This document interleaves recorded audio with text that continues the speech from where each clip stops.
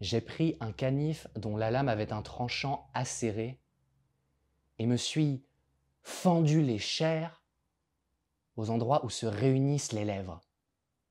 Un instant, je crus mon but atteint. Je regardais dans un miroir cette bouche meurtrie par ma propre volonté. C'était une erreur. Le sang qui coulait avec abondance des deux blessures empêchait d'ailleurs de distinguer si c'était là vraiment le rire des autres. Mais, après quelques instants de comparaison, je vis bien que mon rire ne ressemblait pas à celui des humains, c'est-à-dire que je ne riais pas. J'ai vu les hommes, à la tête laide et aux yeux terribles enfoncés dans l'orbite obscure, surpasser la dureté du roc, la rigidité de l'acier fondu, la cruauté du requin, l'insolence de la jeunesse, la fureur insensée des criminels, les trahisons de l'hypocrite, les comédiens les plus extraordinaires, la puissance de caractère des prêtres et les êtres les plus cachés au dehors, les plus froids des mondes et du ciel.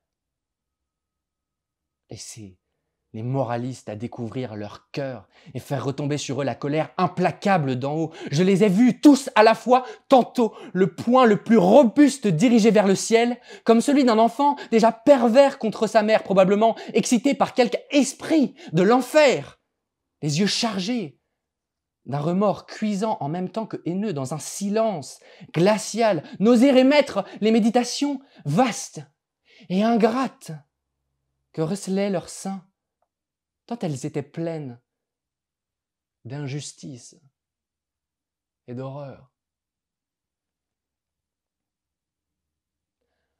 Alors, les mers soulèvent leurs eaux, engloutissent dans leurs abîmes les planches, les ouragans, les tremblements de terre renversent les maisons, la peste, les maladies diverses déciment les familles priantes. Mais les hommes ne s'en aperçoivent pas. Je les ai vus aussi rougissant, pâlissant de honte pour leur conduite sur cette terre rarement. Tempête, sœur des ouragans, firmament bleuâtre dont je n'admets pas la beauté, mère hypocrite, image de mon cœur terre, au sein mystérieux, habitant des sphères, univers entier, Dieu qui l'a créé avec magnificence, c'est toi que j'invoque, montre-moi un homme qui soit bon. Mais